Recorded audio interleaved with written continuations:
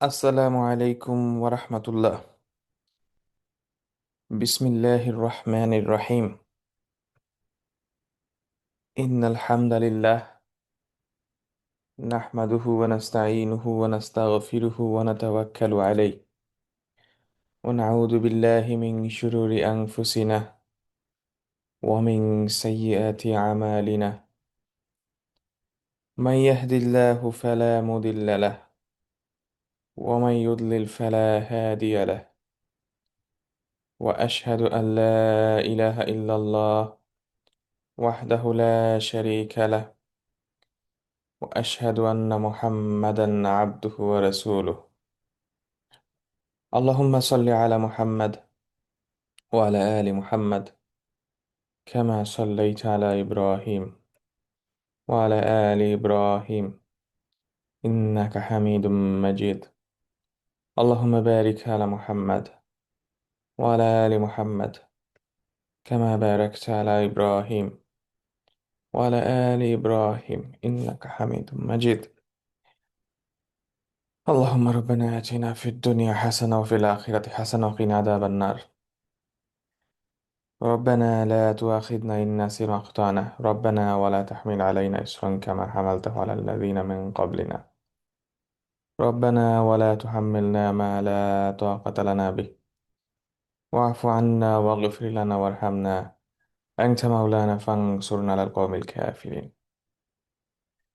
رب اشرح لي صدري ويسر لي أمري واحلل عقدة من لساني يفقهوا قولي. إخواتي وأخواتي أحبتي في الله، مرحبا بكم. لعلكم بخير إن شاء الله طيبين. আজকে আমাদের সূরা আল কাহাফের 39 নম্বর সেশন। আমাদের আজকে আমরা ইনশাআল্লাহ আয়াত 107, 108 এবং 109 নম্বর আয়াত আপনাদের সামনে পেশ করব।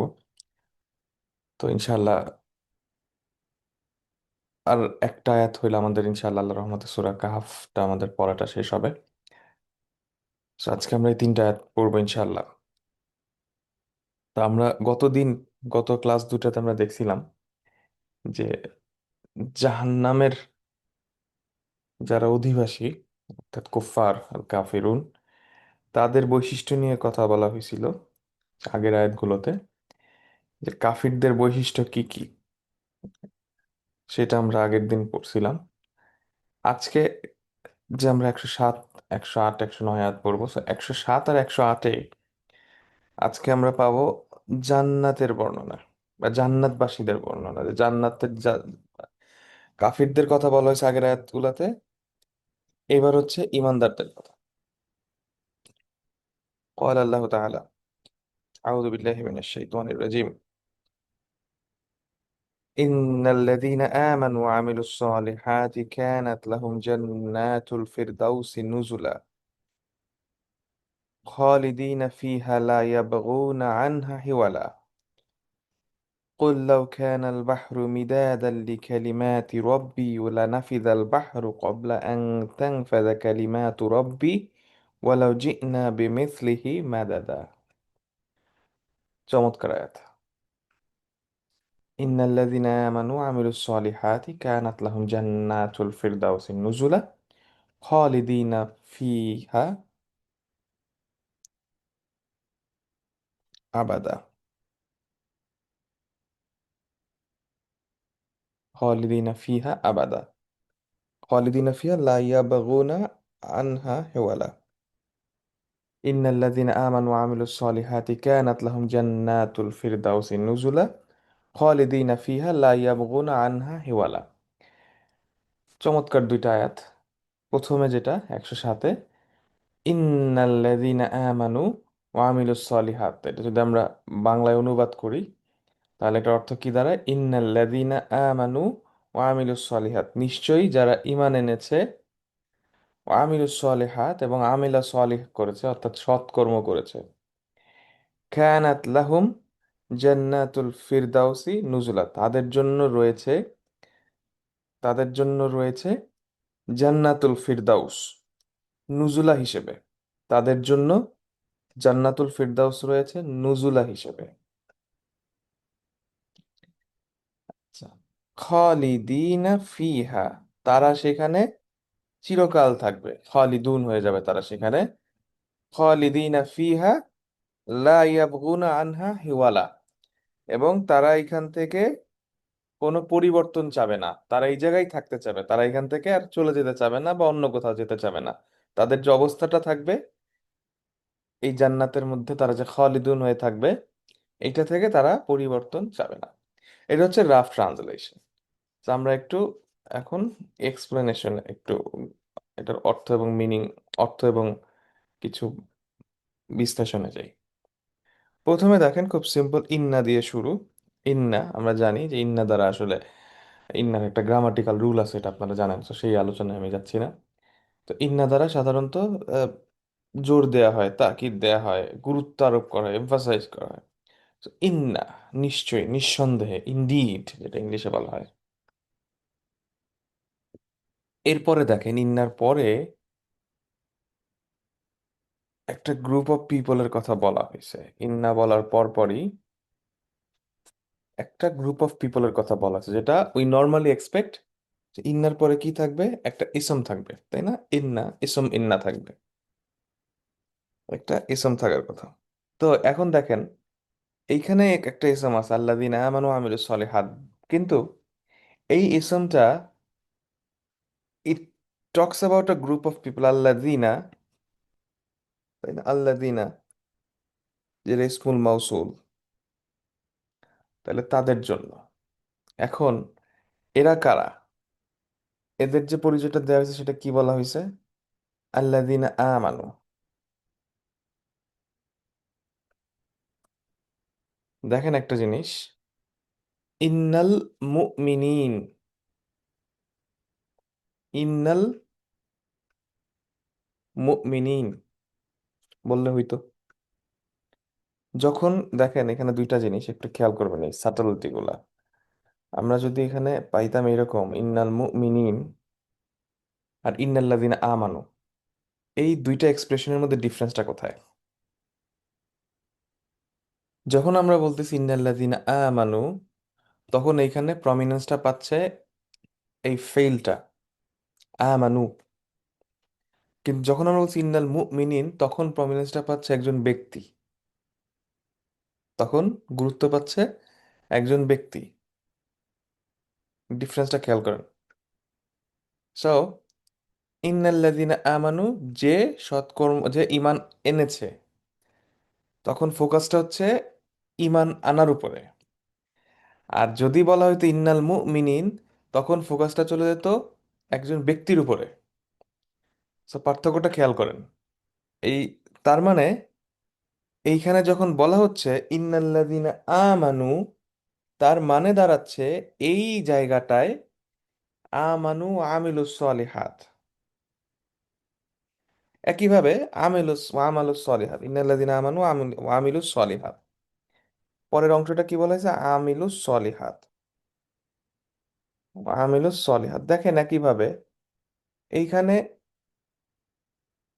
ফেইল ইউজ হয়েছে, এসম ইউজ হয় না, ইসমুল ফাইল ইউজ হয় নাই। তার মানে এইখানে কোনো ব্যক্তির কথা না বলে ব্যক্তিকে ডিফাইন করা হয়েছে তার অ্যাকশন দিয়ে, তার কাজ দিয়ে। সুতরাং এই আয়াতটার যে থিম সেটা হচ্ছে অ্যাকশন ওরিয়েন্টেড, কাজ ওরিয়েন্টেড, ফেইল ওরিয়েন্টেড। আমরা যখন কোরআনে কোনো আয়াত দেখব, তখন আমরা খেয়াল করব যে এখানে আসলে কি ইসম ইউজ করা হচ্ছে না ফেল ইউজ করা হচ্ছে, গুরুত্বটা কোথায় দেওয়া হচ্ছে। সুতরাং এখানে ব্যক্তি বিশেষের, ব্যক্তির উপরে জোর না, জোরটা হচ্ছে কাজের উপরে, অ্যাকশনের উপরে। অ্যাকশনটা কি? আমানা ও আমিলা সলিহাত, অর্থাৎ ঈমান আনতে হবে এবং সৎকর্ম করতে হবে। তাহলে গুরুত্বটা চলে গেল কাজের দিকে। সো দিস, এটা আমাদের দেখাচ্ছে, এই আয়াতটা বোঝাচ্ছে যে আমাদের কাজের উপরে গুরুত্ব দেওয়া যায়, অ্যাকশন ওরিয়েন্টেড, নট ব্যক্তি ওরিয়েন্টেড। ঠিক আছে? সো এই জিনিসটা খেয়াল রাখবেন। সো একইভাবে দেখেন সূরা আসরেও যদি আমরা তাকাই, ওয়াল আসরি ইন্নাল ইনসানা লাফি খুস ইল্লাল্লাযিনা আমানু, ইল্লাল মুমিনুন কিন্তু বলা হয় নাই, বলা হয়েছে কি ইল্লাল্লাযিনা আমানু, মানে অ্যাগেইন অ্যাকশনকে গুরুত্ব দেওয়া হচ্ছে, অ্যাকশন, অর্থাৎ একজন মানুষকে ডিফাইন করতে তার কাজ। ঠিক আছে, সো ইন্নাল্লাযিনা আমানু ওয়া আমিলুস সলিহাত, যে ঈমান আনবে এবং সৎকর্ম করবে। আমরা এই সূরারই সূরা আল কাহাফের কয়েকটা আয়াতের আগে দেখছিলাম, কয়েকটা আয়াত আগে, যে ঈমান আনা এবং আমেলা সালেহ করা, এটার অপোজিট কি? অপোজিট হচ্ছে জুলুম। জুলকারনাইনের ঘটনায় আমরা পড়ছিলাম যে যে জুলুম করবে তাকে আমি শাস্তি দিব, এবং তারপর যখন তাকে আল্লাহর কাছে ফিরে যাবে তখন আল্লাহ তাকে আরো বেশি পানিশমেন্ট দিবেন। আর যে ঈমান আনবে এবং সৎকর্ম করবে তার জন্য রয়েছে জান্নাত, আল্লাহর কাছে অশেষ পুরস্কার, এবং এই দুনিয়া আমি তার জন্য সহজ করে দেবো। So, ঈমান এবং আমেলা সালের উল্টা ছিল জুলুম, যেটা আমরা জুলকারনাইনের ওই গল্পের ঘটনার মধ্যে আমরা বিস্তারিত আলোচনা করছিলাম। তাহলে যেই ব্যক্তি ইন্নাল্লাযিনা আমানু ওয়া আমিলুস সলিহাত, এই কাজ দুইটা যে করবে, অর্থাৎ এই কাজের সাথে যে জড়িত থাকবে, এই কাজকে যে বাস্তবায়ন করবে, তার জন্য কি হবে? কানাত লাহুম জান্নাতুল ফিরদাউসি নুজুলা। তাহলে কানাত, আসলে এখানে যদি আমরা এই যে কানা, একইভাবে কানা, আমরা জানি কানার একটা গ্রামাটিক্যাল ইয়ে আছে, কানাত জান্নাত, তাদের জন্য থাকবে জান্নাত, তাদের জন্য কানাত জান্নাত থাকবে। হুম, তাহলে এই যে জান্নাতটা, এইটা হচ্ছে জান্নাত থাকবে। সোজা কথা বাক্যটাকে যদি আমরা চিন্তা করি, কানাত জান্নাতু, মানে হচ্ছে ইসম কানা, জান্নাত, তাহলে জান্নাত থাকবে। জান্নাতটা মুদাফ, মুদাফ ইলাইহি হচ্ছে ফিরদাউস, জান্নাতুল ফিরদাউস থাকবে তাদের জন্য। জান্নাতুল ফিরদাউস থাকবে। কানাত, কানা দ্বারা এখানে একদম গ্যারান্টিড, হবেই, ফিউচারে এই ঘটনা ঘটবেই সেটাকে জোর দেওয়া হচ্ছে। এবং কাদের জন্য এটা? লাহুম, ফর দেম, লাহুম, লাহুম, এই লাহুম কারা? লা, ফর দেম, তাদের জন্য। এই লাহুমটা হচ্ছে এই জিন্নাল্লাযিনা আমানু ওয়া আমিলুস সলিহাত, অর্থাৎ লিল্লাযিনা আমানু ওয়া আমিলুস সলিহাত জান্নাতুল ফিরদাউস। ঠিক আছে। আচ্ছা, এখন এইটা কি হিসেবে থাকবে তাদের জন্য? এটার খবর কানা কি? জান্নাতুল ফিরদাউস কি? নুজুল, নুজুল হিসেবে থাকবে, নুজুলা। যেহেতু খবর কানা এই জন্য এটা মানসুব হয়ে গেছে, এইটা নুজুল হিসেবে থাকবে। নুজুল শব্দটা আমরা আগের আয়াতগুলো পড়তে যায় বলছিলাম যে নাজালা ইয়ানজুলু থেকে নুজুল, অর্থাৎ যখন আগের দিনে কি হইতো মরুভূমিতে, কোনো ব্যক্তি যখন কারো কাছে যেত কোনো জায়গায়, তখন ঘোড়ায় বা উটের পিঠে করে সে আসতো। তারপর উট বা ঘোড়ার পিঠ থেকে সে যে নামতো, নামার পর তাকে সাধারণত অভ্যর্থনা দেওয়া হতো বা হোস্ট করা হতো। এই যে সে নামতেছে ঘোড়া বা উট থেকে, গেস্ট, এই নামাটাই জন্য নুজুল শব্দটা এখান থেকে আসছে। So, মূলত নুজুল মানে হচ্ছে হোস্ট করা, কাউকে আতিথ্য, আতিথ্য, অতিথি পরায়ণতা যেটা, সেটা। সো তাকে কিভাবে হোস্ট করা হবে, তাকে কিভাবে স্বাগত জানানো হবে? সো এই মানুষরা যারা ঈমান আনবে এবং সৎকর্ম করবে, তাদের হোস্ট হবে, তাদেরকে হোস্ট করা হবে জান্নাতুল ফিরদাউস দিয়ে। তাদের জায়গা হবে, তারা যখন তাদেরকে রেওয়ার্ড হিসেবে তাদের নুজুল থাকবে কি? জান্নাতুল ফিরদাউস। ঠিক আছে। এখন জান্নাত শব্দের অর্থ আমরা সবাই জানি যে জান্নাত বা বেহেশত, আমরা বা প্যারাডাইস বা মানে হ্যাভেন যেটা বলা হয়, জান্নাত, বেহেশত বলা হয়, এটা আমরা জানি। তো জান্নাত শব্দটা জান্না শব্দ থেকে আসছে। জান্না মানে হচ্ছে যেটা, কোনো কিছু যেটা লুকায় রাখা হয়েছে, যেটা আমরা দেখতে পারি না। যেমন ধরেন জিন, জিন যেটা, ইনসান, জিন আর ইনসান। সো জিন কেন বলা হয়? কারণ জিন আমরা দেখতে পারি না, আমাদের থেকে লুকায়িত, আমরা জিনকে দেখতে পারি না, সে কারণে এটা বলা হয় জিন। আবার জান্নাত যেটা আমাদের থেকে লুকায় রাখা হয়েছে, আমরা দেখতে পারতেছি না, জান্নাত। ওকে। আবার জেনিন একটা শব্দ আছে, জেনিন মানে হচ্ছে মায়ের গর্ভে যে ভ্রূণটা থাকে ওটাকে জানিন বলা হয়, এটাও আমরা দেখতে পারতেছি না। তো সাধারণত এই আরবিতে জান্নাত যে শব্দটা আছে, এটা মানে হচ্ছে যেটা যারা আমরা দেখতে পারি না। আবার একইভাবে দেখেন মজনুন যে শব্দটা, জান্না শব্দ থেকে, মজনুন মানে পজেস যেটা আমরা বলা হয়, বা পাগল, যে মজনু যেটা আমরা বাংলায় বলি, এটা আসলে মজনুন, আরবি ভাষায় মাজনুন, মজনুন। সো মজনুন কেন বলা হচ্ছে? কারণ হচ্ছে মানে নর্মালি হচ্ছে বোঝা যায় যে জিন দ্বারা পজেসড, কিন্তু মজনুন মানে কি, তার যে ব্রেনটা, ব্রেনের যে ক্যাপাসিটি, এটাকে ঢেকে ফেলা হয়েছে, তার ব্রেনের কাজ করতেছে না। এটা তার ব্রেন দেখতে পাচ্ছে না, এরকম একটা সেন্সে। সো ওখান থেকে একই শব্দ জান্নাত। জান্নাত মানে যেটা আমরা দেখতে পারি না, মানে ওই জন্য ওইখান থেকে আসছে যে এটা আমাদের চোখের থেকে লুকায় রাখা হয়েছে। যখন আমরা যখন আখিরাতে যাব, তখন ওটা আমাদের সামনে আসবে। তো আর নর্মালি এটাকে অর্থ করা জান্নাত মানে হচ্ছে বাগান। যেমন ওয়াদ্রিব লাহুম মাসালা রাজুলাইনি জাআলনা লিআহাদিহিমা জান্নাতাইন মারাজাল ওয়ালিমান খাফা মাকামা রাব্বি জান্নাতান। কোরআনে বারবার জান্নাতের কথা আসছে। জান্নাত বলতে সাধারণভাবে বাগান বোঝানো হয়, উদ্যান বোঝানো হয়, এটাও ইউজ হয় জান্নাতি অর্থ। তো এখানে জান্নাত মানে হচ্ছে বেহেশত, জান্নাতু দেখেন বহু বচন ইউজ হয়েছে। জান্নাতের বহু বচন ইউজ হয়েছে এখানে। জান্নাত শব্দটার বহু বচন এখানে ইউজ হয়েছে, জান্নাত ও জান্নাত। তাহলে কানাত লাহুম জান্নাতুল ফিরদাউসি নুজুল। এখন তাহলে আমরা জান্নাত শব্দটা দেখলাম, নুজুল শব্দটা জানি। এখন ফিরদাউস মানে কি, যেটা আমরা বাংলায় ফেরদৌস শুনি, বাংলায় এটা বিকৃত উচ্চারণ আমরা ফেরদৌস বলি। তো মূলত শব্দটা হচ্ছে ফিরদাউস। ফিরদাউস শব্দটা দেখে আপনারা বুঝতেছেন যে 5টা লেটার। সাধারণত আমরা জানি যে আরবি ভাষার শব্দগুলা 3টা লেটার, 3 লেটারের রুট থেকে আসে। যেমন দরাবা, খারাজা, দাখালা, আমানা, এরকম 3টা রুট থেকে আসে। বাট যখনই এটা বেশি চলে আসে, 4টা, 5টা, 6টা, তখন বুঝে নেবেন যে এই শব্দটা আরবি ভাষার শব্দ না। যেমন ধরেন আমাদের সম্মানিত নবী যারা ছিলেন, ইব্রাহিম আলাইসাল্লাম, ইসমাইল আলাইসাল্লাম, জাকারিয়া, এই নামগুলা কিন্তু আরবি না, এগুলা নন আরব ওয়ার্ড থেকে আসছে।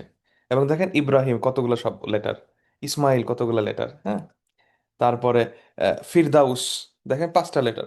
সাধারণত যখনই দেখবেন যে এরকম ফরম্যাটে ফেলা যাচ্ছে না, যে দরাবা, দাহাবা, ফায়ালা, এই ফরম্যাটগুলো যখন ফেলা যায় না কোনো শব্দকে, তখন সাধারণভাবে ধরে নেবেন যে এই শব্দটা বিদেশি শব্দ, আরবি ভাষার জন্য এটা বিদেশি শব্দ। এটা বাইরে থেকে আমদানি করা হয়েছে আরবি ভাষায়, হ্যাঁ, বাইরে থেকে অ্যাডাপ্ট করা হয়েছে। তো ফিরদাউস শব্দটা মূলত হচ্ছে পার্সিয়ান শব্দ, ফার্সি ভাষার শব্দ। ফিরদাউস, ফিরদাউস মানে কি? রাসূলুল্লাহ সাল্লাল্লাহু আলাইহি ওয়াসাল্লাম আলী বলেন, ইন্নালিল জান্নাতি মিয়াতা দারাজাত। নিশ্চয়ই জান্নাতে 100টা লেভেল বা র্যাঙ্ক আছে। কুল্লু দারাজাতিন মিনহা কামা বাইনাস সামাই ওয়াল আরদ। প্রত্যেকটা লেভেলটা কিরকম, আকাশ এবং পৃথিবীর মাঝখানে যত বড়, এরকম এক একটা স্তর বা একটা র্যাঙ্ক, এক একটা লেভেল এত বড়। আলা দারাজাতিন মিনহা আল ফিরদাউস।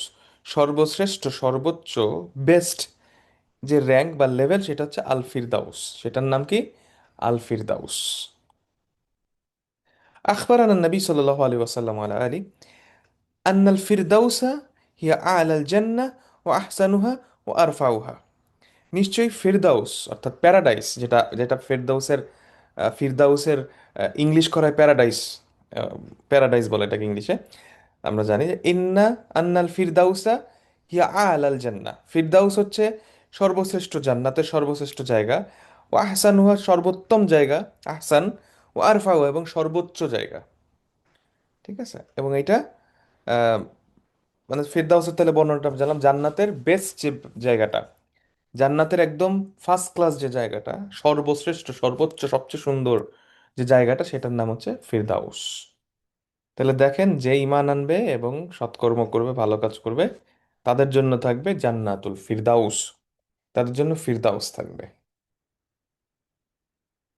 এখন দেখেন এটা কত চমৎকার একটা জিনিস। আলহামদুলিল্লাহ রব্বিল আলামিন। মানে আমরা যেই পরিমাণ অপরাধ করি, যেই পরিমাণ খারাপ কাজ করি, আল্লাহর হক, বান্দার হক আমরা ধ্বংস করি, সেই পরিমাণ ইয়ার পরেও আমরা জানি যে আসলে আল্লাহ যদি আমাদের বিচার করেন, আল্লাহ যদি হিসাব করেন, আমাদের কারো পক্ষে ফুলসিরাত পার করা সম্ভব না, 100% গ্যারান্টিড। কিন্তু আল্লাহ বলতেছেন কি, ইন্নাল্লাযিনা আমানু ওয়া আমিলুস সলিহাত কানাত লাহুম জান্নাতুল ফিরদাউসি নুজুলা। তাদের জন্য থাকবে জান্নাতুল ফিরদাউস। তার মানে দেয়ার ইজ অলওয়েজ হোপ। এবং আমি জান্নাতুল ফিরদাউস ডিজার্ভ করি না আমার যে ইমান আমল তা দিয়ে, কিন্তু আল্লাহ বলতেছেন না, don't worry, you can have it. So আল্লাহ যে রহমান, আল্লাহ যে রহিম, যে ঈমান আনলে এবং সৎকর্ম করলে জান্নাতুল ফিরদাউস, প্যারাডাইস, নুজুলা হিসেবে। তো এই জিনিসটা আসলে আমাদের জন্য আল্লাহর কত বড় রহমা, যে আল্লাহ তাআলা ইমানদারদের জন্য এবং যারা সৎকর্ম করবে তাদের জন্য কত বড় একটা চমৎকার নুজুলা, নুজুল আল্লাহ গিফট হিসেবে ও হসপিটালিটি হিসেবে আল্লাহ রেখে দিয়েছে। তো এইখানে এই জিনিসটা আমাদের আসলে খেয়াল রাখা উচিত যে আসলে, এবং আল্লাহ তাআলা কিন্তু চান যে আমরা তার কাছে চাই। আমরা, আল্লাহ জানেন যে আমরা আসলে যা করি তাতে আমরা কেউ জান্নাত ডিজার্ভ করি না। কিন্তু তারপরও আমাদেরকে আল্লাহ রাসূল কি শিখিয়েছেন, যে যখন জান্নাত চাবা তখন আস্ক ফর ফিরদাউস, একদম বেস্ট ওয়ান চাও। কারণ আল্লাহ জানেন যে আমি যে কাজ করি আমার দ্বারা তো সম্ভব না, আমি তো ডিজার্ভ করি না। টাইনের পাশ করবো কিনা, পাশ মার্ক পাবো কিনা হাসরের ময়দানে, সেটাই আমার জন্য গ্যারান্টিড না। আর সেখানে আমি বলতেছি আল্লাহ আমার A+ দিয়ে দাও। কিন্তু আল্লাহ চান, আল্লাহ এটা পছন্দ করেন যে আমরা চাই, আল্লাহর কাছে আমরা চাই। কারণ আল্লাহর কাছে চাইলে আল্লাহ খুশি হন। হাত তুলে, যেই দুই হাত আল্লাহর কাছে হাত তুলে যখন কোনো কিছু চাওয়া হয়, আল্লাহ সেটা ফিরাই দিতে লজ্জাবোধ করেন। So, এটা কিন্তু আমাদের জন্য একটা বড় সুসংবাদ। আমরা যেই পরিমাণ অকাম কুকাম করি, তারপরও আমাদেরকে শেখানো হয়েছে, আল্লাহ রাসূল সাল্লাল্লাহু আলাইহি ওয়াসাল্লাম বলছেন যে তোমরা আস্ক ফর, তোমরা জান্নাতুল ফিরদাউস চাও, আল্লাহর কাছে ফিরদাউস চাও। এবং আল্লাহ পছন্দ করেন যে আমরা চাই। আচ্ছা, আচ্ছা, ফিরদাউস যে জিনিসটা বললাম, ফিরদাউস এটা হচ্ছে এমন একটা একটা বাগানের মধ্যে একটা উঁচু জায়গা, যেটা চারিদিকে দেয়াল দিয়ে প্রোটেক্টেড নর্মালি, এবং চমৎকার জায়গা, আহ, যেটা জান্নাতের সর্বশ্রেষ্ঠ জায়গা। এখন একটা জিনিস আছে না, দেখেন একটু খেয়াল করবেন, সেটা হচ্ছে আমাদের তো, আমরা তো এই দুনিয়ায় আছি, আমাদের কিন্তু লিমিটেশন আছে, হ্যাঁ।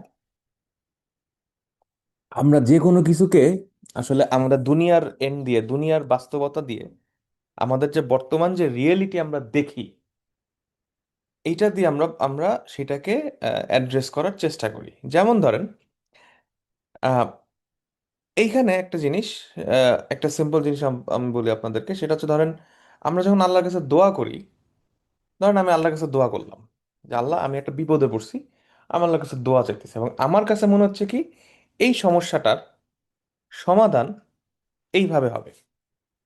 আমি কি মনে করতেছি, ধরেন একটা সমস্যা, এই সমস্যার সমাধান এইভাবে হবে। ধরেন ফর এক্সাম্পল, আমি এখন চিন্তা করতেছি যে আম, আমি হয়তো একটা, ধরেন ফর এক্সাম্পল, আমার হয়তো, ধরেন একটা মানুষ হয়তো চাকরি চলে গেছে, আর সে আল্লাহর কাছে ডেসপারেটলি দোয়া করছে, আল্লাহ আমার একটা চাকরি দাও, চাকরি দাও, আল্লাহ আমাকে একটা চাকরি খোঁজ করে দাও। এখন আমার ফিলসফিটা কি, আমি যেভাবে দেখতেছি বাস্তবতা, তাতে আমি মনে করতেছি আমি এখন যে সমস্যাটায় আছি চাকরি না থাকার কারণে, আমি যে একটা সাময়িক একটা ঝামেলার মধ্যে পড়ছি, হার্ডশিপের মধ্যে পড়ছি, এটার সমাধান কিসে? এটার সমাধান হচ্ছে যদি আমি একটা চাকরি পাই যাই, তাহলে এটা সমাধান হয়ে যাবে। এটা হচ্ছে আমি এভাবে দেখতেছি। এখন সমস্যাটা কি হয়েছে, আমরা আসলে সবকিছুর সমাধান, সলিউশন চিন্তা করি আমাদের টার্মস অফ কন্ডিশনে। আমি যেটা চাই, যেটা চিন্তা করি, আমি সেইভাবে ওইটাকে মনে করি এভাবে হইলে এটা ঠিক আছে। কিন্তু আল্লাহ তো জানেন আসলে কোনটা আমার জন্য বেস্ট, কোনটা এবং কোনটা আমার জন্য বেটার। আল্লাহর টার্মস কিন্তু ডিফারেন্ট, কোরআনের টার্মস ডিফারেন্ট। আমাদের অবস্থাটা হয়েছে কি, আমরা দিনকে ধারণ করি, আল্লাহর কাছে আমরা দোয়া করি, এই কাজগুলো আমরা করি, কিন্তু করি আমরা আমাদের টার্মসে, এবং আমরা রেজাল্টও এক্সপেক্ট করি আমাদের টার্মসে। কিন্তু হওয়া উচিত কিন্তু উল্টা, কোরআনের টার্মসে, আল্লাহ সুবহানাহু টার্মসে জিনিসটা হইতে হবে। এখন ধরেন, হয়তো আমি চাকরির জন্য দোয়া করছি, আমি চাকরিটা পাইতেছি না, আমার চিন্তা ভাবনা কি, আচ্ছা আমি যদি চাকরিটা পাই আমার সমস্যার সমাধান হবে। কিন্তু হয়তো আল্লাহ আমাকে আরো বেটার কিছু দিচ্ছেন, হয়তো I could get some more opportunity, যেখানে তো আমি ব্যবসা করতেছি, বা হয়তো ধরেন ওই চাকরিতে গেলে আমার ইমান শেষ হয়ে যাবে, এটাও হইতে পারে। তো আমরা কিন্তু এই জন্য সবসময় চিন্তা করি আমাদের টার্মসে। কারণ আল্লাহ রাসূল সাল্লাল্লাহু আলাইহি ওয়াসাল্লাম বলছেন যে যখন কোনো দোয়া করা হয় আল্লাহর কাছে, সেই দোয়া কখনো ফেরত হয় না। দোয়া কবুল হয়, সাথে সাথেই কবুল হয়। কিন্তু তিনটা ফর্মে দোয়াটা কবুল হয়।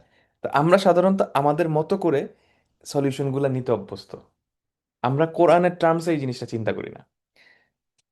So, এইটা কিন্তু একটা সমস্যা হয়ে যায়।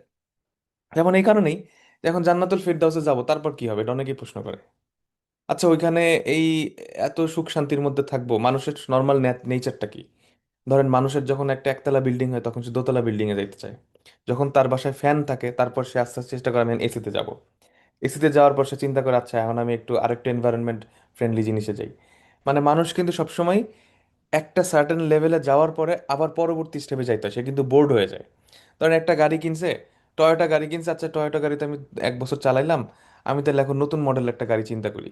বা এতদিন তো আমি স্যামসাং এর ফোন চালাইলাম, এখন আমি একটা আইফোন চিন্তা করি। তো মানুষের কিন্তু এই যে একটা সহজাত প্রবৃত্তি, যে একটা সার্টেন লেভেলে যত ইয়াই হোক না কেন, আদম সন্তান একদম কবরে যাওয়ার আগ পর্যন্ত আদম সন্তানের এই চাহিদা থাকেই। যখন একটা কিছু পায়, একটা স্টেবিলিটি হয়ে যায়, এরপর আবার ঠিক আছে আমি তো এটা পাইছি, আচ্ছা আবার প্রমোট করি, প্রমোশন নেই, এবার আরেকটু উপরে যাই, ব্যবসাটা একটু এক্সপেনশন করি, এটা মানুষের স্বভাব। এখন তাহলে জান্নাতুল ফিরদাউসে যখন একজন ইমানদার যাবেন, যখন দেয়া হবে, তারপর কি হবে? একটা সার্টেন টাইম পর সে কি বোর্ড হবে? তার কি আরো এক্সপেকটেশন বাড়বে? তার কি হবে তখন তাহলে? এখন রিয়েলিটিটা কি? সেটা হচ্ছে পরবর্তী আয়াতে আমরা জানতে পারবো। সেই রিয়েলিটিটা কি? খালিদিনা ফিহা লা ইয়াবগুনা আনহা হিওয়ালা। এখন খালিদিনা ফিহা, এটা আমরা আগে অনেকবার পড়ছি। খালিদ মানে চিরস্থায়ী, খালিদুন চিরস্থায়ী হিসেবে থাকা, খালিদিন এখানে মানসুব ফর্মে আছে। সো খালিদিনা ফিহা, খালিদিনা ফিল জান্নাহ, তারা এই ইমানদার এবং সৎকর্মকারী সৎকর্ম যারা করবে, তারা এখানে আজীবন থাকবে, চিরস্থায়ী চিরকাল থাকবে। খালিদিনা ফিহা, তারা এখানে খালিদা হয়ে যাবে, খালিদুন হয়ে যাবে। সো আমরা আগে বলছিলাম যে খালিদ মানে চিরস্থায়ী, হুম, এবং খালিদা, খালিদা মানে যেই নারী চিরস্থায়ী। সো খালিদ, খালিদুন, খালিদুন থেকে খালিদিন, খালিদিনা ফিহা, এখন চিরস্থায়ী তারা ওখানে থাকবে। এখন তাহলে ওইখানে, এখন আমার দুনিয়ার হিসাবে কি আসতেছে? দুনিয়ার হিসাবে আমার মাথায় আসতেছে, আচ্ছা তাহলে ওইখানে ধরেন আমাকে সবকিছু দেয়া হইলো, ঠিক আছে, তারপর কি হবে? তো ওইটার জিনিসটাকে দেখেন, রিয়েলিটিটা তখন এরকম হবে, লা ইয়াবগুনা আনহা হিওয়ালা। এই অবস্থা থেকে এই জান্নাতবাসীরা কোনো পরিবর্তন চাবে না। ইয়াবগুনা, লা ইয়াবগুনা, লা ইয়াবগুনা যে শব্দটা আছে দেখেন, লা, না, লা অর্থ তো আমরা জানি না, এটা সবচেয়ে কমন, এটা আমরা সবাই জানি। লা নাফিয়া, লা ইয়াবগুনা, ইয়াবগুনা শব্দটা হচ্ছে বাগা ইয়াবগি থেকে, বাগা ইয়াবগা থেকে। এটার অর্থ হচ্ছে কোনো কিছু ডিজায়ার করা, কোনো কিছু চাহিদা আকাঙ্ক্ষা, কোনো কিছু চাওয়া, হ্যাঁ, to want something, to desire something. এটা কলোকুয়াল অ্যারাবিকে ইউজ হয়, আপনারা যারা সৌদি আরবে গেছেন তারা জানেন যে সাধারণত আমরা যখন বাংলায় মানে নর্মাল, সরি, ক্লাসিক্যাল অ্যারাবিকে বলি আনা উরিদু আলমা, আমি পানি চাই, বা আনা উরিদু শায়া, আনা উরিদুল কাহওয়া, আমি কফি চাই, আমি পানি চাই, আমি চা চাই। উরিদু শব্দটা আমরা ইউজ করি। কিন্তু লোকাল ডায়ালেক্টে বারবার শুনে আমরা বলি আনা আবগা, ওরা বলে যে আনা আবগাল কাহওয়া, মানে আমি কফি চাই। আবগা শব্দটা ইউজ করে, মানে আবগা মানে চাওয়া বা ডিজায়ার করা। সো লা ইয়াবগুনা ওইখান থেকে আসছে, ইয়াবগুনা শব্দটা বাগা ইয়াবগা থেকে। ইয়াবগুনা, হুম ইয়াবগুন, অর্থাৎ তারা ডিজায়ার করবে না। ইয়াবগুনা, লা ইয়াবগুনা, তারা ডিজায়ার করবে না। আনহা, এই আনহা, আন থেকে, কি থেকে? এই জান্নাত থেকে। আনহা মানে জান্নাত, এই জান্নাত থেকে, এই জান্নাতের মধ্যে তারা যে থাকবে এইখান থেকে তারা ডিজায়ার করবে না। কি ডিজায়ার করবে না? হিওয়ালা। দেখেন আমরা হাওলা শব্দটা পড়ছিলাম এর আগে, লা হাওলা ওয়ালা কুওয়াতা ইল্লা বিল্লাহ। এটা মানে কি? পরিবর্তন করা, তাই না? আমরা এটা পড়ছিলাম এর আগে। এটা আমরা পরিবর্তন, আমরা পড়ছিলাম যে হাওলা, সো হাওলা, হাওয়ালা এটা মানে পরিবর্তন করা, ট্রান্সফার করা, চেঞ্জ করা, হ্যাঁ, এক জায়গা থেকে আরেক জায়গায় চলে যাওয়া। এটা হচ্ছে পরিবর্তন করা বোঝায়। সো সেইখানের থেকে আসছে হিওয়ালা। হিওয়ালা মানে ট্রান্সফার করা, এক জায়গা থেকে আরেক জায়গায় চলে যাওয়া। তো তারা কোনো হিওয়ালা এখানে ডিজায়ার করবে না। অর্থাৎ জান্নাতে তারা এত সবকিছু নিয়ে এত স্যাটিসফাইড থাকবেন যে তারা এখান থেকে আর চেঞ্জ ডিজায়ার করবেন না, এখান থেকে তারা চলে যাওয়া ডিজায়ার করবেন না, যে হ্যাঁ, আমি এখানে আছি, this is the best place where I can be. এবং এই যে মানুষের যে নর্মাল স্বভাব, যে একটা সার্টেন সুখ সুখ সমৃদ্ধি পাওয়ার পর সে আরো চায়, আরো চায়, বা পরবর্তী লেভেলে যেতে, এইটাই হচ্ছে হাইয়েস্ট লেভেল। এবং ওইখানে যে বাস্তবতাটা থাকবে সেই বাস্তবতায় তারা এইখানেই থাকবে। এবং লা ইয়াবগুন আনহা হিওয়ালা, তারা এখান থেকে কোনো ট্রান্সফার, কোনো পরিবর্তন বা কোনো চেঞ্জ তারা এখান থেকে চাবে না। ঠিক আছে? তাইলে লা ইয়াবগুনা আনহা হিওয়ালা, তারা এখান থেকে কোনো পরিবর্তন চাবে না। তাহলে দুইটা বাক্যে, দুইটা আয়াতে আল্লাহ সুবহানাহু ওয়া তাআলা ঈমান এবং সৎকর্মের যে রেওয়ার্ড সেটাও বুঝাই দিলেন। আর কাফিরদের বর্ণনা দিতে যে আল্লাহ দেখেন অনেকগুলো আয়াতে কিন্তু কাফিরদের বৈশিষ্ট্য, তাদের অবস্থা কি হবে সেগুলো করা হচ্ছে। সো ইমান আর সৎকর্ম খুব সিম্পল টার্ম। ইন্নাল্লাযিনা আমানু ওয়া আমিলুস সলিহাতি কানাত লাহুম জান্নাতুল ফিরদাউসি নুজুলা খালিদিনা ফিহা লা ইয়াবগুনা আনহা হিওয়ালা। তাহলে 107 আর 108 নাম্বার আয়াত আমাদের শেষ হলো। এখন আমরা সূরা আল কাহফের একদম শেষ দুইটা আয়াতে চলে আসছি। তো এখন আমরা 109 নম্বর আয়াত পড়বো। চমৎকার একটা আয়াত, ফ্যান্টাস্টিক একটা আয়াত। قل لو كان البحر مدادا لكلمة ربي لنفذ البحر قبل أن تنفذ كلمة ربي ولو جينا بمثله مددا। চমৎকার আয়াত। এটা তো অনেকেরই মুখস্থ এই আয়াতটা। قل لو كان البحر مدادا لكلمات ربي لنفذ البحر قبل أن تنفذ كلمات ربي ولو جئنا بمثله مددا। একটু আয়াতটার দিকে একটু আমরা তাকাই, দেখেন আয়াতটার মধ্যে দেখেন বেশ কিছু শব্দ দুইবার করে আছে। যেমন বাহার, কুল লাউ কানাল বাহরু, আবার লা নাফিদাল বাহার, বাহার শব্দটা দুইবার আছে। মাদাদা মিদাদা, মিদাদা মাদাদা, মিদাদা মাদাদা, দেখেন ডাবল, একই রুট থেকে আসছে, একই একই টাইপ শব্দ। কালিমাত রব্বি, কালিমাত রব্বি, লা নাফিদা তাংফাদা। দেখছেন শব্দগুলা সব দুইবার দুইবার করে রিপিট হয়েছে। কি চমৎকার প্রেজেন্টেশন, আলহামদুলিল্লাহ। অর্থটা কি?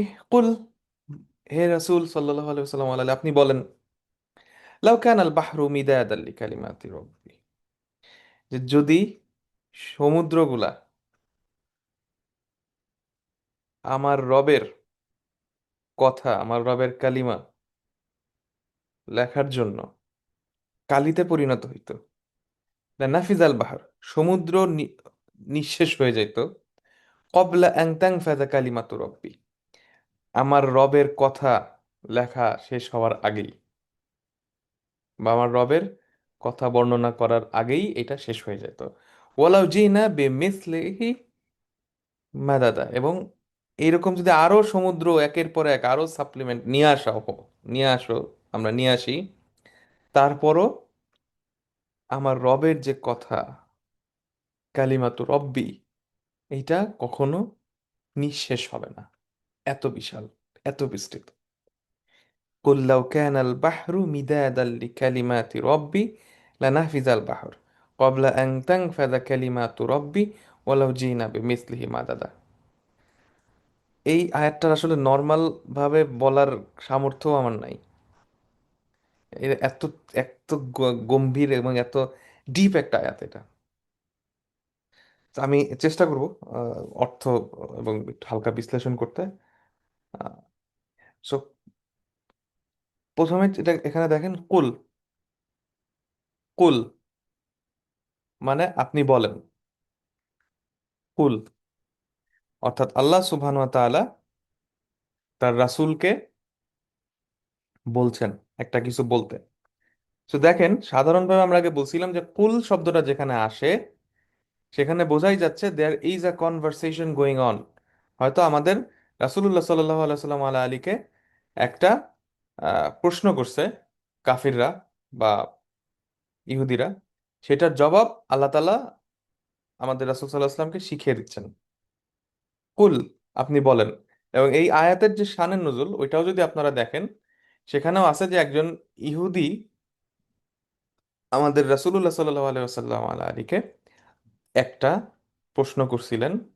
এবং ইহুদিরা যে প্রশ্নগুলো করতো বেশিরভাগ প্রশ্ন ছিল, আপনারা জানেন যে আহ, ভুল ধরার জন্য, বা আমাদের প্রাণপ্রিয় নবীজিকে একটু বাজায় দেখানোর জন্য যে উনি জানেন কিনা, উনি আসলে সত্য নবী কিনা, এইভাবে। আমরা এটা আগেও দেখছি যে এটা জুলকারনাইনের প্রশ্ন যখন করা হয়েছে, বা রূহ সম্পর্কে যখন জিজ্ঞেস করা হয়েছে আমাদের নবীজিকে, বা আসহাবুল কাহাফ সম্পর্কে জিজ্ঞেস করা হয়েছে। তো এইটাও একটা তারা একটা কোরআনের দুইটা আয়াতের মধ্যে একটা কন্ট্রাডিকশন হিসেবে প্রেজেন্ট করতেছিল এক ইহুদি, এবং সেইটা আমাদের নবীজিকে প্রশ্ন করছিল সাল্লাল্লাহু আলাইহি ওয়াসাল্লাম আলী, এবং সেইটার জবাব আল্লাহ সুবহানাহু ওয়া তাআলা এখানে দিচ্ছেন। তো দেখেন, সাধারণভাবে আমরা যখন সূরা কাহাফ পড়ি, আমরা সাধারণত শুনি কি যে আহ, আমাদের রাসূলুল্লাহ সাল্লাল্লাহু আলাইহি ওয়াসাল্লাম আলীকে তিনটা প্রশ্ন করা হয়েছিল। কাফিররা, ইহুদিরা তিনটা প্রশ্ন করছিল যে আসহাবুল কাহাফ কারা, যুলকারনাইনকে, এবং রূহ কি।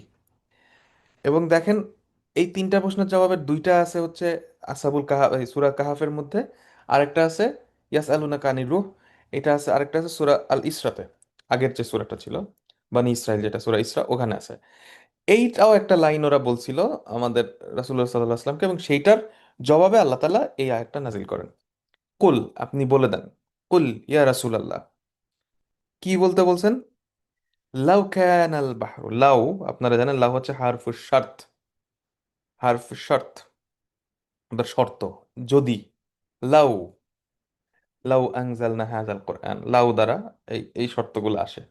লাউ অর্থাৎ যেগুলা সাধারণত হবে না, ইম্পসিবল, যেটা কখনোই সম্ভব না এসবকে, যেমন লাউ আনজালনা হাযাল কোরআন আলা জাবাল, হুম, লাউ ইত্তালাতা মিনহুম, অর্থাৎ যেটা সম্ভব না এই ধরনের শর্তগুলোর ক্ষেত্রে, যে আমি যদি এখন ধরেন আমেরিকার প্রেসিডেন্ট হইতাম, তো আমি তো, এটা তো সম্ভব না, আমি বাংলাদেশী। তো যেটা মানে কখনোই সম্ভব না, এই ধরনের কন্ডিশনগুলোর জন্য লাউ ইউজ হয়। সো লাউ খান আল বাহরু, হতো, যদি হতো, লাউ খানা, ইসম কান এখানে আল বাহর, আল বাহর মানে কি? বাহর মানে সমুদ্র, বাহর মানে সমুদ্র, এটা আমরা জানি, বাহরুন মানে সমুদ্র, বাহরুন ওয়া বিহারুন, মারাজাল বাহরাইনি আল তাকিয়ান, অর্থাৎ দুই সমুদ্র। বাহর মানে সমুদ্র, যেমন বিদ্যাসাগরের আরবি হচ্ছে বাহরুল এলম, হ্যাঁ, বাহরুল এলম বা বাহরুল উলুম। সো দেখবেন যে অনেক বড় বড় স্কলারদেরকে এইভাবে দেখেন আরবিতে লিখে দেয়। সাধারণত ওয়াজ মাহফিলের পোস্টারে লিখবেন যে লেখা থাকে যে একজন শাইখের নাম, লেখা থাকে শুরুতে বাহরুল এলম। সো বাহরুল এলম মানে হচ্ছে বিদ্যাসাগর। সো বাহর মানে হচ্ছে সমুদ্র, আর মুহিত মানে হচ্ছে মহাসাগর। সো আর নাহর মানে তো আপনারা জানেন নদী। লাউকান আল বাহরু, সমুদ্রগুলা কি হয়? খবর কানা কি?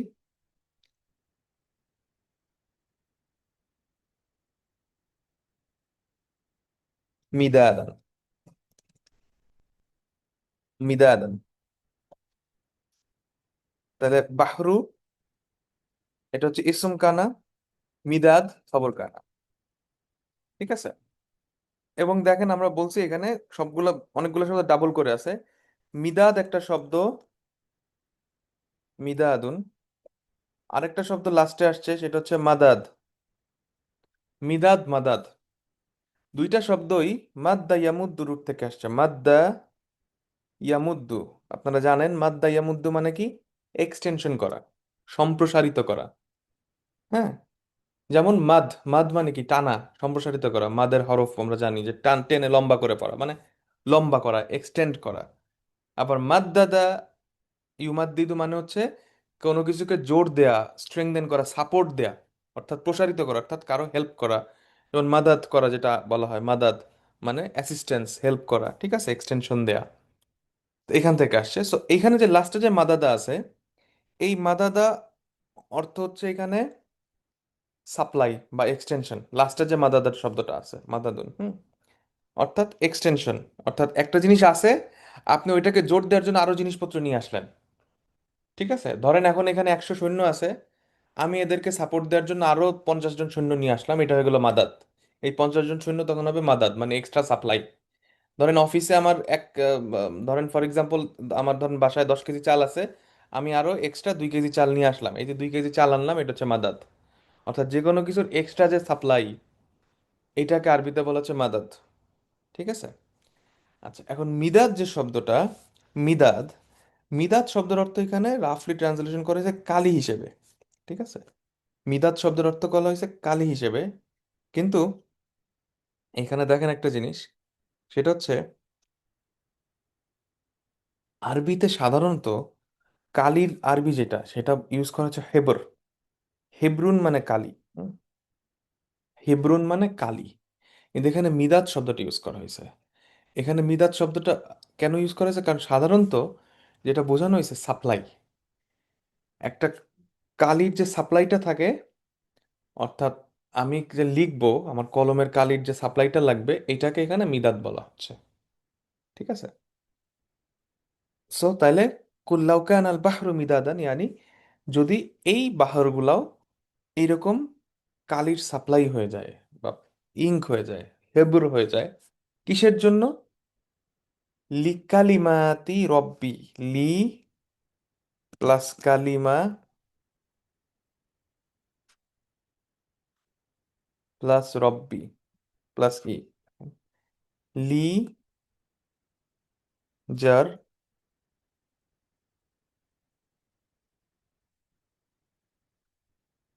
কালিমাতি, কথা, কথাসমূহ, ওয়ার্ডস, কালিমাতি রব্বি, কালিমাত রব ই। দেখেন, খুব সিম্পল। অর্থাৎ আমার রবের কালিমা, আমার রবের কথাসমূহ, আমার রবের ওয়ার্ডস, রবের প্রশংসা, রবের বর্ণনা, রবের হুকুম, রবের হেলম, এই সব কিছুই কালিমা দ্বারা বোঝানো হচ্ছে।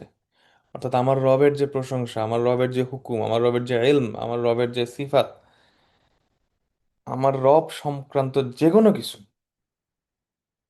এইটা লিখতে গেলে, এটা লেখার জন্য, যদি একটা সমুদ্র কালিতে পরিণত হয়, অর্থাৎ সমুদ্রকে সাপ্লাই হিসেবে নিয়ে আসছি আমি, সমুদ্রের পানিকে কালি হিসেবে, তখন কি হবে? লানাফিজাল বাহার, লা, অবশ্যই অবশ্যই কি হবে? নাফিজা, নাফিজা হয়ে যাবে। লানাফিজা আল বাহর,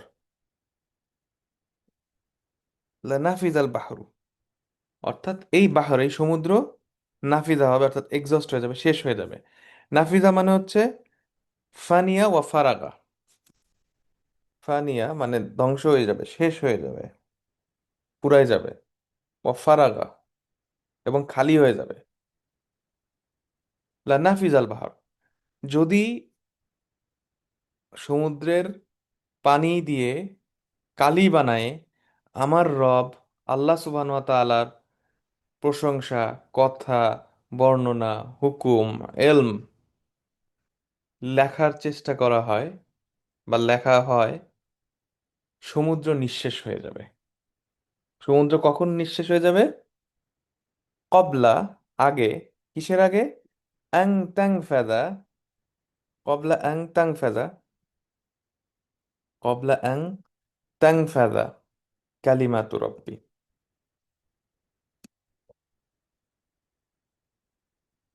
আমার রবের এই কথা, এই প্রশংসা, এই এলম, এইটা শেষ করার, এটা লিখে শেষ করার আগে, অর্থাৎ এইটার শেষ করার আগে, এটা নিঃশেষ হওয়ার আগে সমুদ্র নিঃশেষ হয়ে যাবে। অর্থাৎ এক সমুদ্র কালি দিয়ে পৃথিবীতে যত গাছ আছে সবগুলোর কলম বানায়, যদি আল্লাহ সুবহানাহু ওয়া তাআলার কথা, আল্লাহ সুবহানাহু ওয়া তাআলার সবকিছু লেখার চেষ্টা করা হয়, সমুদ্র শেষ হয়ে যাবে। কিন্তু তার যে কালিমাত, এইটা শেষ হবে না। এরপরে আয়াতটা এখানে কিন্তু শেষ হয়নি, এরপর আরেকটা যোগ করা আছে, ওয়ালাউ জিনা বিমিসলিহি মাদাদা, ওয়ালাউ, এবং যদি আমরা নিয়ে আসি, উই কাম, ওয়ালাউ জি না, যা ইয়েজিউ জি না, আমরা নিয়ে আসি, বিমিসলিহি এইটার মতো, অর্থাৎ বিমিসলিল বাহার, এই সমুদ্রের মতো নিয়ে আসি, আরো সমুদ্রকে মাদাদা। এখানে মাদাদা যে শব্দটা আছে, মিসলি মাদাদা মানে কিন্তু একটা না, কন্টিনিউটি। এইটার মতো আমি আরো একটা একটা যতগুলা পারি আমি যদি নিয়ে আসি, এই যে সাপ্লাই হিসেবে, মাদাদা, সাপ্লিমেন্ট হিসেবে, যতই আমি সমুদ্র নিয়ে আসি, আমি এটা কখনোই শেষ করতে, আমরা লিখে শেষ করতে পারবো না। আমার রবের প্রশংসা, রবের কথা আমরা লিখে শেষ করতে পারবো না। সুবহান আল্লাহ হবে হামদি, সুবহান আল্লাহ আযীম। সো আমার রবের কথা, আমার রবের প্রশংসা, কখনোই এটা শেষ করা যাবে না। قل لو كان البحر مدادا لكلمات ربي لنفذ البحر قبل أن تنفذ كلمات ربي ولو جئنا بمثله مددا। তাহলে দেখেন, এখানে আমরা দুইটা শব্দ একটু খেয়াল করবেন, মিদাদ এবং মাদাদ। মিদাদ অর্থ এখানে কালি হিসেবে ইউজ হয়েছে, বাট এটা আসলে মূলত সাপ্লাই, কালির সাপ্লাই। মাদাদা সাপ্লিমেন্ট, এগেইন সাপ্লাই। বাহর শব্দটি ইউজ হয়েছে কালিমাতু রব্বি, আর নাফিদা ইয়াংফাদু, এই শব্দগুলো এখানে ইউজ হয়েছে। চমৎকার একটা আয়াত। প্রায় এই আয়াতটা আমাদের ইমাম সাহেবরা পড়ে থাকেন সলাতে। সো এটার একটু যদি আমরা গভীরতা উপলব্ধি করি যে কতটা মানে বিস্তৃত। লাউ কান আল বাহরু মিদাদাল লিকালিমাতি রব্বি লানাফিযাল বাহরু ক্বাবলা আন তানফাযা কালিমাতু রব্বি ওয়ালাউ জিনা বিমিসলিহি মাদাদা। ঠিক আছে। ওকে, এবং দেখেন এই সূরার শুরুতে যে আয়াতটা, আলহামদুলিল্লাহিল্লাযী আনজালা আলা আবদিহিল কিতাবা ওয়া লাম ইয়াজআল লাহু ইওয়াজা, শুরু হয়েছে কি দিয়ে? আলহামদ দিয়ে, সকল প্রশংসা আল্লাহ সুবহানাহু ওয়া তাআলার। আর এখানে কিন্তু সেই সেন্সই আমরা পাচ্ছি, লাউ কানাল বাহরু মিদাদাল লিকালিমাতি রব্বি লানাফিজাল বাহর। ঠিক আছে। So, চমৎকার একটা আয়াত। তো আলহামদুলিল্লাহ, তো আমরা আজকে 109 নম্বর আয়াত পর্যন্ত পড়লাম। তো আজকে তাহলে আমরা দেখলাম যে আমাদের সামনে আজকে যে আয়াতগুলো ছিল, যে ইন্নাল্লাযিনা আমানু ওয়া আমিলুস সলিহাতি কানাত লাহুম জান্নাতুল ফিরদাউসি নুজুলা খালিদিনা ফিহা লা ইয়াবগুনা আনহা হিওয়ালা কুল লাউ কানাল বাহরু মিদাদাল লিকালিমাতি রব্বি লানাফিজাল বাহর ক্বাবলা আন তানফাযা কালিমাতু রব্বি ওয়ালাউ জিনা বিমিসলিহি মাদাদা। তো আজকে আমাদের আলোচনা এখানে আমরা শেষ করতেছি। ইনশাআল্লাহ আগামী দিন সূরা আল কাহাফের 110 নম্বর অর্থাৎ শেষ আয়াত আমরা পড়ব, এবং সাথে সাথে সূরা আল কাহাফটা আমরা সংক্ষেপে রিভিউ করার চেষ্টা করব। আমরা আজকে যে আলোচনা করলাম, আলহামদুলিল্লাহ রাব্বিল আলামিন, সকল প্রশংসা আল্লাহ সুবহানাহু ওয়া তাআলার, এবং কোনো কিছু ভুল করে থাকলে, ভুল হয়ে থাকলে আল্লাহ তাআলা আমাদেরকে ক্ষমা করে দিন এবং সেই ভুলটা আমাদেরকে ভুলিয়ে দিন। সুবহানাকা আল্লাহুম্মা বিহামদিক আস্তাগফিরুকা ওয়া আতুবু ইলাইক। আসসালামু আলাইকুম ওয়া রাহমাতুল্লাহি ওয়া বারাকাতুহু।